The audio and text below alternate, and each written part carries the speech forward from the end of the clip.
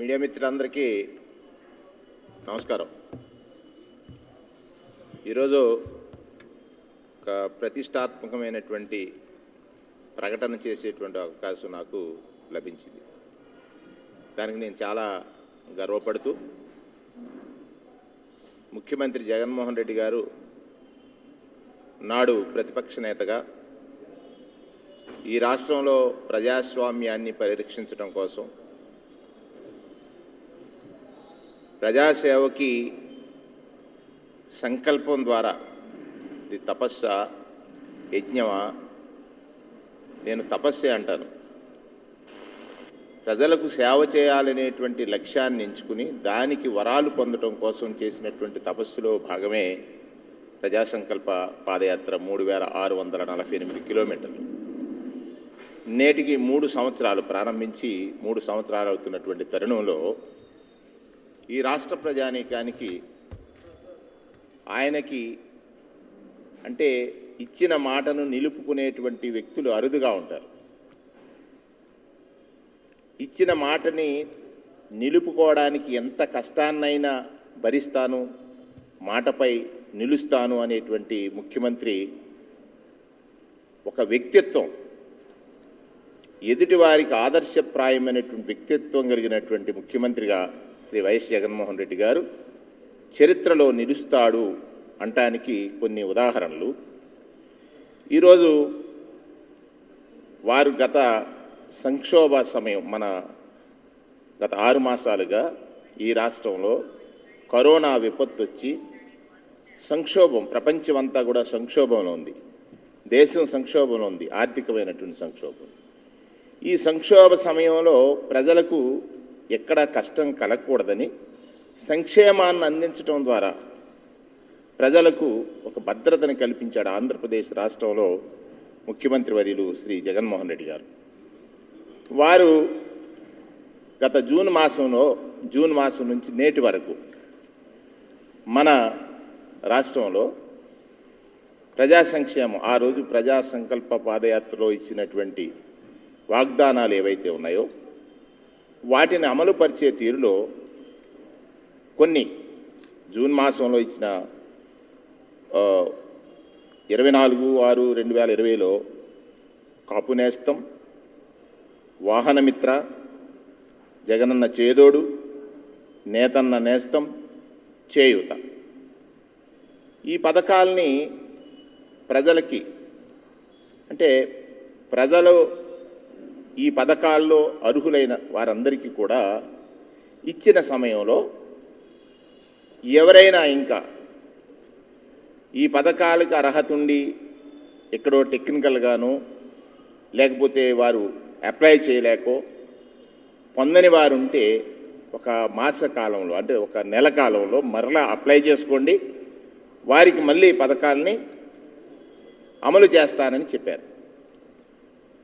ఈ సందర్భంలో రేపటి నుండి ఒక 5 పథకాలు ఇప్పుడు నేను వివరించినటువంటి కాపు నేస్తం రేపు, అలాగే 9వ తారీఖున వాహనమిత్ర, 10వ తారీఖున చేదోడు, జగనన్న చేదోడు, 11వ తారీఖున నేతన్న నేస్తం, 12వ తారీఖున చేయూత, సుమారుగా 3 లక్షల మంది లబ్ధిదారులకి మరల నేరుగా వారి ఖాతాల్లో వారి యొక్క సంక్షేమ ఫలాలు పొందుతున్నటువంటి తరుణంలో ప్రభుత్వం తరపున ఈ ప్రకటన చేయడానికి నేను చాలా వాలంటీర్ వ్యవస్థని తీసుకొచ్చి వారి ద్వారా దరఖాస్తులు, అంటే చూడండి, పేదవారు ఎక్కడుంటే అక్కడికి ఈ ప్రభుత్వం వెళ్తుందని అనడానికి వాలంటీర్ వ్యవస్థ ద్వారా వారి అర్హతలను గుర్తించి వారి జాబితాలని సచివాలయాల్లో ప్రదర్శించి దాన్ని సోషల్ ఆడిటింగ్ ద్వారా మరలా వాటిని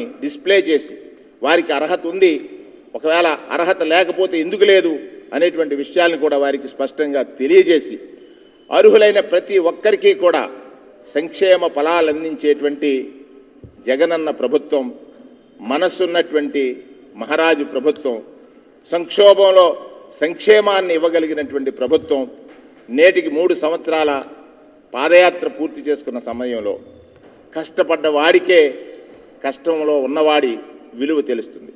కష్టపడ్డ నాయకుడు కనుకే కష్టంలో ఉన్న వారి యొక్క కష్టాలు తెలిసి పరిష్కరించేటువంటి ఒక గొప్ప మనస్సు కలిగి ఈ రాష్ట్రంలో వైఎస్ఆర్ కాంగ్రెస్ పార్టీలో పనిచేసే చిన్న స్థాయి కార్యకర్త కూడా అంటే గ్రామాల్లోకి వెళ్ళినప్పుడు ఈ ప్రజలకి ప్రతి వైఎస్ఆర్ కాంగ్రెస్ పార్టీ కార్యకర్త మొహంలో నాయకుడు మొహంలో ఎవరైతే వారొక మాట చెప్పారు, మేము పాలకులం కాదు సేవకులమని. ఇది ఒక కొత్త నినాదం. రాజకీయం అంటే ప్రజలకు సేవ చేసేటువంటి ఒక మార్గం. అటువంటి ఒక మార్గదర్శిగా శ్రీ వైఎస్ జగన్మోహన్ రెడ్డి గారు ఇవాళ మన రాష్ట్రంలో ప్రజలకు అందిస్తున్నటువంటి సంక్షేమ ఫలాల్ని, ఈ సంక్షేమాన్ని అందిస్తున్న తరుణంలో వాటిని ప్రకటించేటువంటి ఒక గొప్ప అవకాశాన్ని నాకు ఇచ్చారు. తద్వారా రేపటి నుండి రేపు కాపు నేస్తం, 9వ తారీఖున వాహనమిత్ర, 10వ తారీఖున జగనన్న చేదోడు, 11వ తారీఖున నేతన్న నేస్తం, 12న చేయూత. ఈ 5 పథకాల ద్వారా మరొక 3 లక్షల మందికి అదనంగా లబ్ధి చేకూర్చాలనేటువంటి లక్ష్యం. ఇప్పటికే 28,19,000 మందికి ఈ 5 పథకాల ద్వారా లబ్ధి చేకూరితే రేపు ఈ పంపిణీ జరిగిన తర్వాత 31,20,000 మందికి ఈ పథకం ద్వారా లబ్ధి చేకూరుతుంది అనేటువంటిది ఈ మీ ద్వారా ప్రజానీకానికి తెలియజేస్తూ ముందుగానే మీ అందరికీ దీపావళి కానుక జగనన్న ఇవ్వబోతున్నాడు. మీరు గతంలో అయ్యో మేము సరిగ్గా అప్రోచ్ కాలేకపోయాం, ఎక్కడో దూరాన్ని ఉన్నాం, మాకు ప్రభుత్వం నుంచి జగనన్న ఇచ్చే సహాయం అందలేదని ఎవరైతే బాధలో ఉన్నారో వారందరి బాధలు దీపావళి ముందే తీరుస్తున్నటువంటి జగనన్న ప్రభుత్వాన్ని నిండుగా దీవించమని మీ అందరినీ మనవి చేసుకుంటున్నాం.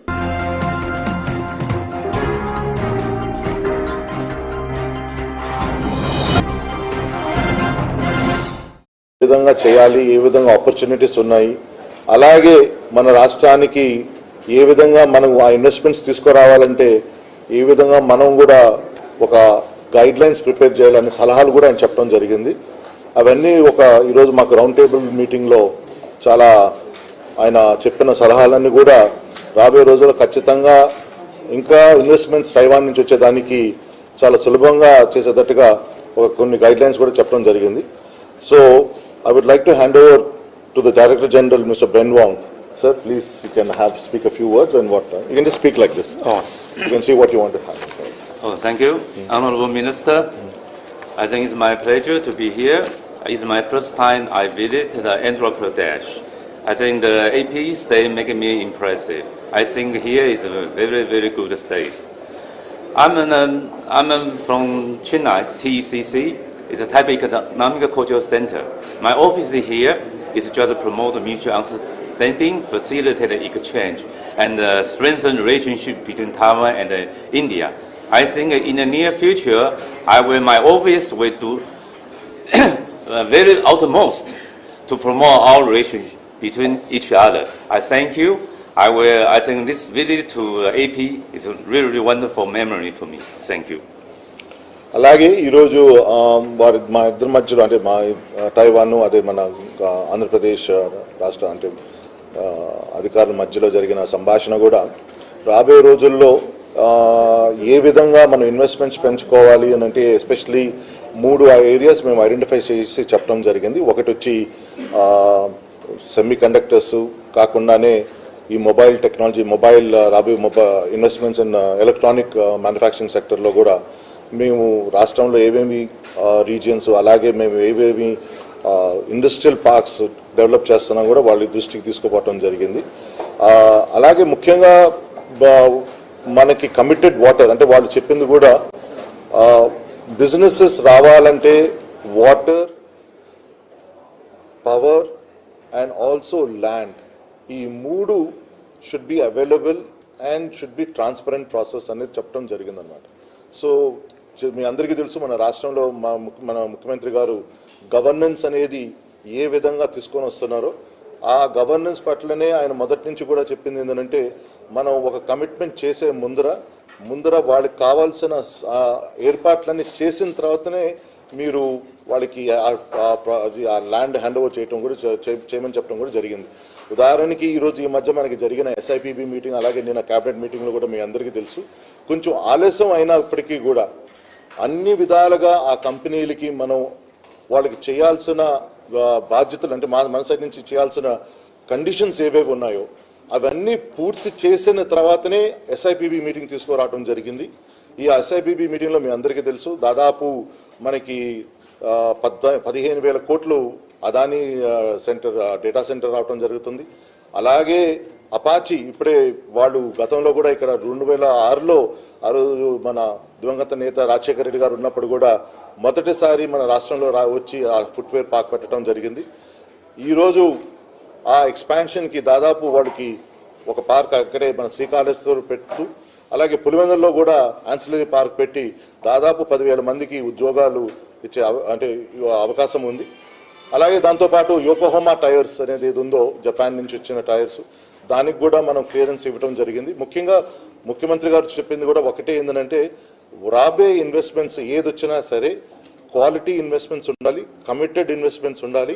అలాగే the investments should be in such more in the green category జోన్లో ఉండేటట్టుగా రెడ్ కేటగిరీ జోన్ బహుశా రాబోయే రోజుల్లో మనం తగ్గిస్తూ, అలాగే గ్రీన్ కేటగిరీ జోన్ ఇండస్ట్రీస్ తీసుకురావాలనేది ముఖ్యమంత్రి గారికి ఆశ. కాబట్టి అలాగే ఆ పద్ధతిలోనే మేము కూడా ఇండస్ట్రీ పాలసీ కూడా ఫ్రేమ్ చేయడం కూడా జరిగింది. ఈరోజు నిజంగానే వీరు ఇక్కడ రావటం కూడా మనకి రాష్ట్రానికి కూడా చాలా మన మేలు జరుగుతుందని కోరుకుంటూ సెలవు తీసుకుంటున్నాను. Thank you. అలాగే మిగతా ఇంకొక విషయం కూడా చెప్పాల్సింది ఏంటంటే, టైవాన్లో ఆర్టిఫిషియల్ ఇంటెలిజెన్స్ అనేది చాలా it is at the forefront. So we have requested to have an MOU with one of the Taiwanese artificial intelligence institution with a center of excellence for skill development over here anamata. So danlo kachithanga raboye rojulo new technologies gaani pedda technologies gaani at the forefront technologies gaani kuda manaki center of excellence ద్వారా exposure అయ్యే అవకాశం ఉంది. అలాగే వాళ్ళు కూడా అది పరిశీలించి తొందరలోనే చెప్తారని కూడా చెప్పడం జరిగింది అన్నమాట. Thank you. ఇప్పుడు మనం చేసింది 3 ప్రాజెక్ట్స్. పైప్ లైన్లో ఇంకా మాకు దాదాపు ఇంకొక 20,000 కోట్లు ప్రాజెక్ట్స్ ఉన్నాయి. ఆ ప్రాజెక్ట్స్ కూడా బహుశా నేను అనుకోవటం నెక్స్ట్ SIPBకి తీసుకురావడం జరిగింది. ముఖ్యమంత్రి గారు రాబోయే రోజుల్లో తప్పనిసరిగా ప్రతి క్యాబినెట్ మీటింగ్కి కూడా ఈ ఇన్వెస్ట్మెంట్స్ డిక్లేర్ చేయాలనేది కూడా ఆయన ఒక భావనలో ఉన్నారు. ఎందుకంటే రాబోయే రోజుల్లో ఖచ్చితంగా ఇన్వెస్ట్మెంట్స్ పెంచుకోవాలనుకుంటున్నాం మనం. కాబట్టి so is made A guiding factor to the industries department. అన్ని విధాలుగా మీరు వాళ్ళకి పర్మిషన్స్ ఇచ్చి క్లియరెన్స్ ఇచ్చిన తర్వాతనే ఇది భూమితో పాటు connected water and committed power ఇచ్చిన తర్వాతనే మీరు నాకు ఆ ప్రపోజల్ తీసుకురాండి చెప్పడం జరిగింది. సో మా సైడ్ నుంచి అయితే మాత్రం మేము we're completely making sure that we catch up every cabinet మీటింగ్లో ఆ ఇన్వెస్ట్మెంట్ ప్రపోజల్స్ అనేది తీసుకురావాలనేది మా చెప్పారు. కాబట్టి so we're pushing for that area అనమాట. అంటే వారు సెమీ కండక్టర్ అంటే right now we had initial discussions మేము చేసుకున్నాము. ఈ డిస్కషన్స్లో వాళ్ళకి మాకు గైడ్లైన్స్ ఇచ్చారనమాట. అంటే వాళ్ళు చెప్పడం ఏంటంటే, ఒక సెమీ కండక్టర్ ఫ్యాక్టరీ పెట్టాలంటే దానికి కావాల్సిన బేసిక్ వాటర్, ఆ వాటర్ కమిట్మెంట్ అనేది మీకు చాలా ముఖ్యంగా ఉండాలి. అది కమిట్మెంట్ చేసిన తర్వాత, ఎందుకంటే దాంతోపాటు 24/7 ఒక పవర్ అంటే ఎలక్ట్రిసిటీ ఉండాలి. ఎందుకంటే these are all hi-tech industries. కాబట్టి ఒక 5 నిమిషాలు ఆగినా కూడా, కరెంట్ ఆగిపోయినా కూడా కొన్ని లక్షల ఇది లాసెస్ వస్తాయన్నమాట. అందుకని they said you get your grid. So దానివల్ల మేము మన సైడ్ నుంచి ఏం చేస్తున్నాం, ఇప్పుడు ఫర్ ఎగ్జాంపుల్ మనం గ్రిడ్ మారుస్తున్నాం. కెపాసిటీ మనం దాదాపు 36,000 మెగావాట్లు మనం తీసుకురాబోతున్నాం. మీ అందరికీ కూడా తెలుసు, సెపరేట్ గ్రిడ్ మనం 10,000 మెగావాట్లు జస్ట్ కేవలం రైతుల కోసమే మనం ఒక గ్రిడ్ తయారు చేస్తున్నాం. సో ఇవన్నీ కేవలం ఏంటంటే ఎందుకు చేస్తున్నామంటే, quality power to be supplied all across, whether it's agriculture, industry or to the home users. దాంతోపాటు కమిటెడ్ వాటర్ అండ్ రిసోర్సెస్ఫుల్ water is also being planned. For example, ఈరోజు మేము కొప్పర్తి కావచ్చు, లేకపోతే మన ఈ కృష్ణపట్నం దగ్గర కావచ్చు. ఈరోజు మేము కొప్పర్తికి అయితే మాత్రం సోమశల నుంచి committed water I think 0.6 MLD of water is 0.6 TMC is being committed to it. కానీ అదే సెమీ కండక్టర్ ఏమైనా ఫ్యాక్టరీ వస్తే మాత్రం దానికి అధికంగా ఇంకో తీసుకురావాల్సి వస్తుంది అనమాట. సో ముందరే మనం ఏర్పాట్లు చేసిన తర్వాతనే we would like to invite companies to come in. Because వాళ్ళు ఒకసారి వచ్చిన తర్వాత they look at it that once we committed investment are we commit a side అవి లేవనుకోండి మన రాష్ట్రానికే కాదు దేశానికి కూడా చెడు పేరు వస్తుంది అన్నమాట. అంటే you're not committing to proper promises అని. సో అందువల్ల we want make sure that all are in line before we commit.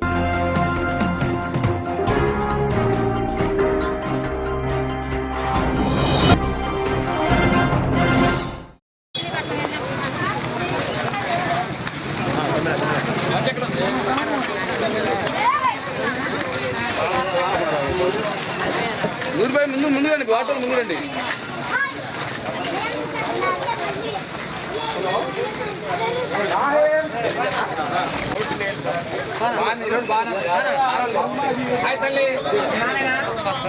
చెప్పు రోడ్డు కొద్దిగా నాన్న అని చెప్పేసి వెనకరానా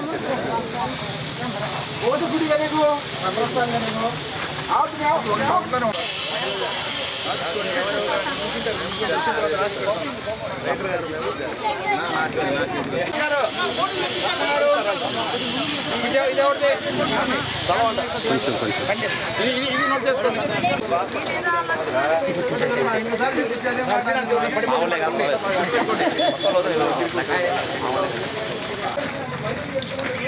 ఎమ్మెల్యే గారు చిన్నగా రండి. ఎమ్మెల్యే గారు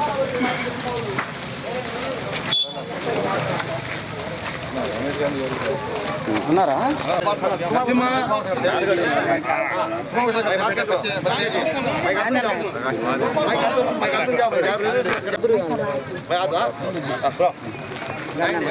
ఫస్ట్ నాడు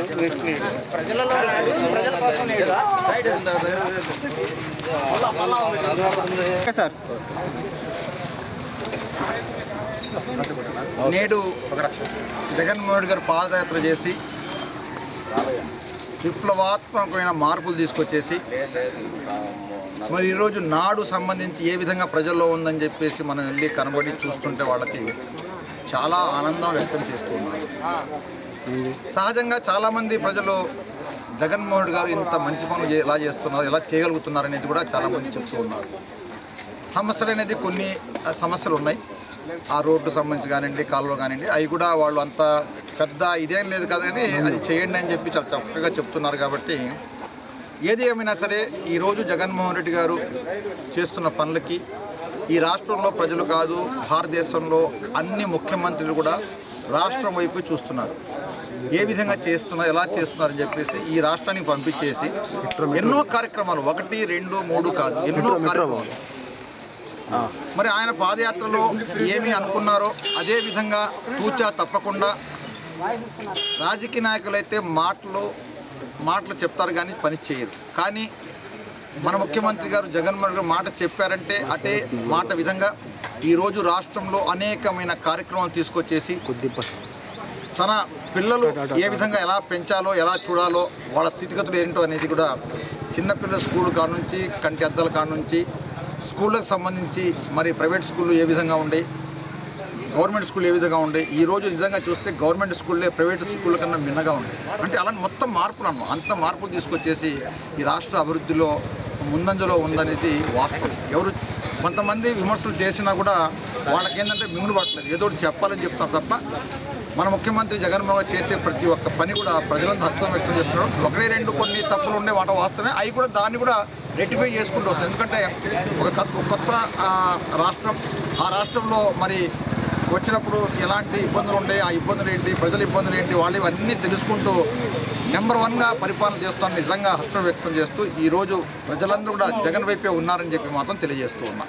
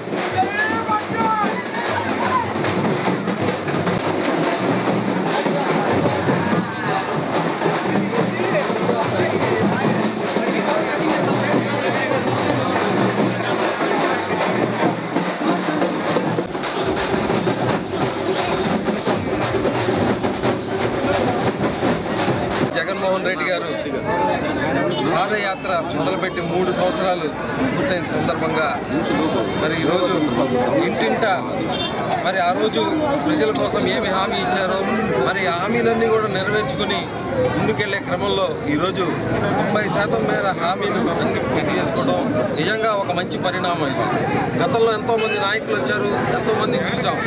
ఇచ్చిన హామీని నిలబెట్టుకునేందుకు శతవిధాలా ప్రయత్నించి మన ముక్కవర్లో పడిన పరిస్థితులు గత ప్రభుత్వంలో కూడా చూసాం. కానీ ఇచ్చిన ప్రతి హామీని మరి నెరవేర్చుకునే క్రమంలో ప్రతి అడుగు కూడా ముందుకెళ్తూ కోవిడ్ లాంటి సమయాల్లో కూడా మరి ఇచ్చిన హామీలు విస్మరించకుండా నా దగ్గర ఏం లేవు అనకుండా ఈరోజు ప్రతి పేదవాడికి కూడా ఇచ్చిన హామీలు నెరవేరుస్తూ ఉన్నారు. ఇవాళ మరి పిల్లల చదువులు కానీ మనం చూస్తే మరి స్కూళ్ళ అభివృద్ధి, మరి ఇవాళ ఆరోగ్యపరంగా చూస్తే ఇవాళ కరోనా లాంటి టైంలో భారతదేశంలో ఎక్కడా లేని విధంగా ప్రతి హాస్పిటల్ కూడా మరి ప్రతి ఒక్క పేషెంట్ కూడా ఈరోజు ఫ్రీగా వైద్యం కల్పించిన రాష్ట్రం మంది. మరి అలాగే ఇవాళ అమ్మఒడి కార్యక్రమం ద్వారా ఒడివడిగా ఈ రాష్ట్రంలో మరి నిరక్షరాతను పోగొట్టుకునే విధంగా మరి ఇవాళకి కూడా స్వతంత్రం వచ్చి ఇన్నేళ్ళైనా సరే ఇంకా 33% నిరక్షరాస్యత ఉందంటే మరి గత పాలకులు చేసిన మరి అస్వస్థను మనం అన్నీ కూడా చూస్తున్నాం. అవన్నీ కాదు, వాళ్ళ మంచి చదువు ఉండాలా, ఇంగ్లీష్లో చదువుతానే పేదవాడికి కానివ్వండి, పిల్లవాడికి కానివ్వండి మరి మంచి భవిష్యత్తు ఉందన్న క్రమంలో మరి ఈరోజు ఇంగ్లీష్ మీడియం ప్రవేశపెట్టడం, ఇలా ప్రతి ఒక్కటి కార్యక్రమాలు కూడా మరి విస్మరించకుండా ముందుకు తీసుకెళ్తా ఉన్నారు. మరి ఈ కార్యక్రమాలన్నీ కూడా మరి సీఎం గారికి థ్యాంక్స్ చెప్తూ మరి ప్రజల మధ్యకి తీసుకెళ్ళి వాళ్ళ దాకా కార్యక్రమాలు ఉన్నాయి. అలాగే భవిష్యత్తులో మేము చేయబోయే కార్యక్రమాలు కూడా మరి ఇవాళ చెప్పుకుంటూ ప్రతి వీధి తిరిగి ఇవాళ ప్రతి ఇంటికి కూడా గణపతి వెళ్ళి మరి చెప్పుకోవడం జరుగుతోంది. మరి ఈరోజు గుంటూరు పట్టణంలో 43, 45 వార్డు డివిజన్లలో ఈరోజు మరి కార్యక్రమం సాగుతూ ఉంది. మరి పెద్ద ఎత్తున ప్రజలు కూడా స్పందిస్తూ ఉన్నారు. ఎందుకంటే ఇవాళ ప్రతి ఇచ్చిన కార్యక్రమం వాళ్ళ పెన్షన్లు గతంలో ఒక పెన్షన్ రావాలంటే సంవత్సరం రోజుల తర్వాత ఎదురు చూసిన తర్వాత వస్తుందో రాదో తెలియని పరిస్థితి. వాళ్ళ పెన్షన్ అంటే కరెక్ట్గా వారం రోజుల్లో పెన్షన్ కూడా శాంక్షన్ వచ్చే పరిస్థితి వాళ్ళు నెలకొంది. రేషన్ కానీ, పెన్షన్ కానీ, మరి ఫ్యామిలీ సర్టిఫికేట్ కానీ, క్యాస్ట్ సర్టిఫికేట్ కానీ ఇలాగా ఎక్కడికి తిరగకుండా మరి ఒక సచివాలయం ద్వారా మరి గ్రామ స్వరాజ్యం ఈరోజు ఈ సచివాలయం ద్వారా మనం చూస్తున్నామనే స్పష్టంగా ఇవాళ ప్రజల్లో ఆనందం కలుగుతుంది. రానున్న తరాల్లో కూడా మరి భవిష్యత్తులో మరి ఇలాంటి కార్యక్రమాలు మరిన్ని ముందుకు తీసుకెళ్తారు జగన్మోహన్ రెడ్డి గారు మనసు కోరుకుంటూ మరి పెద్దలు మరి దేశరత్నం గారు, పాదర్శి రమేష్ గాంధీ గారు, కావర్ మోహన్ నాయుడు గారు, మరి కోటిలింగారెడ్డి గారు, అలాగే రెడ్డి గారు, కోటిరెడ్డి గారు మరి వీళ్ళందరూ కూడా మరి ఈరోజు ఈ కార్యక్రమంలో విరిగా పాల్గొని కార్యక్రమాలు సక్సెస్ చేసిన అందరికీ కూడా హృదయపూర్వకంగా అభినందనలు, శుభాకాంక్షలు తెలియజేస్తాను.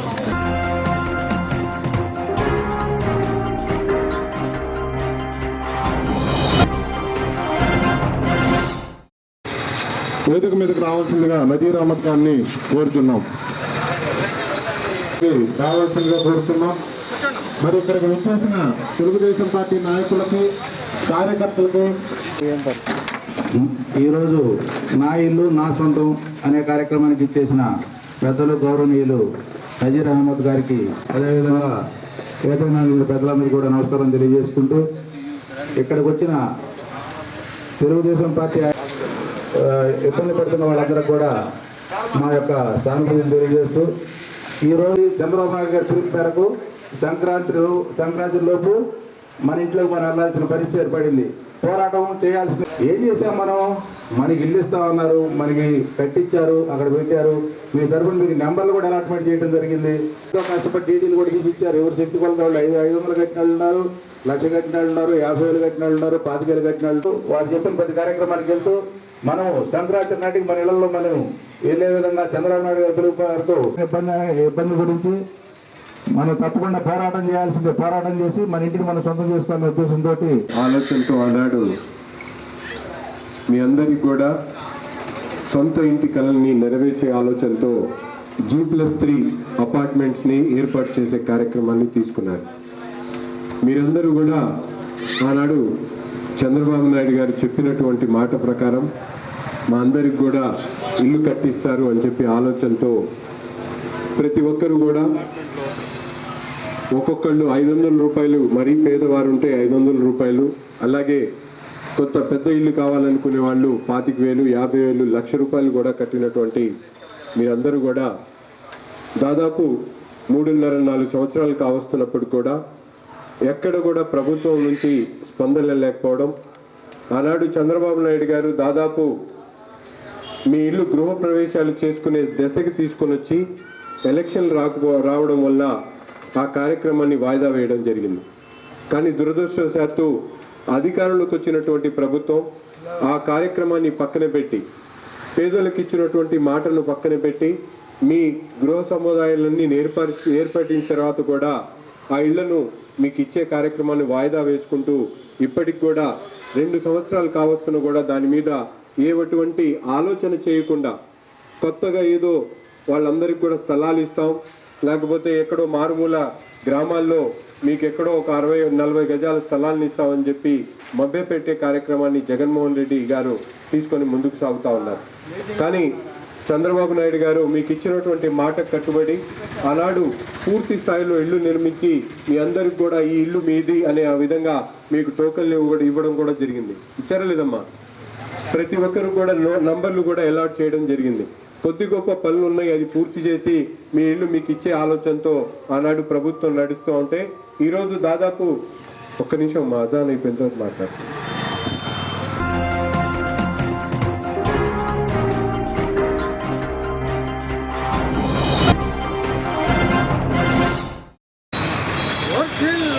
ఆటో కార్మికుల ఐక్యత, వర్ధిల్లాలి మోటార్ కార్మికుల ఐక్యత, వర్ధిల్లాలి ట్రాన్స్పోర్ట్ కార్మికుల ఐక్యత, జిందాబాద్ ఐక్యత, వర్ధిల్లాలి ఆటో కార్మికుల ఐక్యత, రద్దు చేయాలి జీవన వెంటనే, రద్దు మోటార్ కార్మికుల పట్ల రాష్ట్ర ప్రభుత్వం మండి వైఖరి, ఆటోలు ಮತ್ತು ఆటో కార్మికులు పొట్టలు కొట్టి జీవన ఆటో కార్మికుల వెంటనే రద్దు చేయాలి జీవన వెంటనే రద్దు చేయాలి జీవన. రాష్ట్ర ప్రభుత్వం మరి ఏదైతే మోటారు వాహనాల 1980 చట్టం ఉందో ఆ చట్టాన్ని సవరణ చేస్తూ ఈ మధ్యకాలంలో నూతనంగా జీవో ఇచ్చింది 21 నెంబరు. ఆ జీవో 21 వల్ల అన్ని రకాల పెనాల్టీలు విపరీతంగా పెంచారు. ఇప్పటికే పెట్రోల్ డీజిల్ ధరలు పెరిగి కరోనా వల్ల బాడుగులు లేక ఒళ్ళు తెప్పలేక డ్రైవర్లందరూ కూడా ఇబ్బంది పడుతూ ఉంటే ఇప్పుడు జీవో నెంబర్ 21 వలన మరి ఏ ఒక్క బండి కూడా రోడ్డు మీద తిప్పగలిగే పరిస్థితి ఉండదు. ఎందుకంటే దాంట్లో చిన్న పొరపాట్లు కూడా భారీ మొత్తంలో పెనాల్టీలు విధిస్తూ జీవో ఇచ్చారు. బండి ఆపకపోతే 750 రూపాయలు, బండి యొక్క హార్న్ కొడితే 2000 రూపాయలు, అదేవిధంగా ఓవర్లోడ్ పెనాల్టీ 20,000 రూపాయలు, మరి బండి ఆపినప్పుడు కనుక ఆపకపోతే 40,000 రూపాయలు, మరి వాహనం ఏదైతే ఉందో ఈ పాత వాహనం అయితే ఏదైనా ఆల్టరేషన్ చేస్తే 1,00,000 రూపాయల వరకు డీలర్లకు కూడా అమ్మిన వారికి కానీ కొన్నవారికి కానీ 1,00,000 రూపాయల వరకు పెనాల్టీలు విధిస్తూ రాష్ట్ర ప్రభుత్వం ఇచ్చిన జీవోలో ఈ ప్రమాదకరమైన అధిక పెనాల్టీలు ఉన్నాయి. కాబట్టి ఈ జీవో నెంబర్ 21 రద్దు చేయాలని, అదేవిధంగా డ్రైవర్ల ఉపాధి కాపాడాలని చెప్పి ఈరోజు సిఐటి ఆధ్వర్యంలో ధర్నా నిర్వహిస్తున్నాం. కేంద్ర ప్రభుత్వం కూడా గతంలో ఇదే జీవో ఇచ్చింది. 2014లో ఇస్తే ఆ జీవోకి ఎదురుగా మేము అనేక ఆందోళన చేసిన ఫలితంగా ఆనాడు రాష్ట్ర ప్రభుత్వం ఈ రాష్ట్రంలో అమలు చేయలేదు. కానీ ఇప్పటివరకు మెలకుండా ఉన్నటువంటి రాష్ట్ర ప్రభుత్వం ఈ 16 నెలల్లో కొత్తగా వచ్చినటువంటి వైఎస్ఆర్ ప్రభుత్వం ఏదైతే బీజేపీ చేసిన కేంద్ర ప్రభుత్వం చేసిన చట్టం ఏదైతే ఉందో ఆ చట్టంను ఈ రాష్ట్రంలో ఇంప్లిమెంట్ చేస్తా ఈ అధిక పెనాల్టీలు జీవో ఇచ్చారో ఇది సరైనది కాదు. తక్షణమే ఈ జీవో రద్దు చేయాలని చెప్పి మేము all India road transport workers ఫెడరేషన్గా సిఐటిగా డిమాండ్ చేస్తూ ఉన్నాం.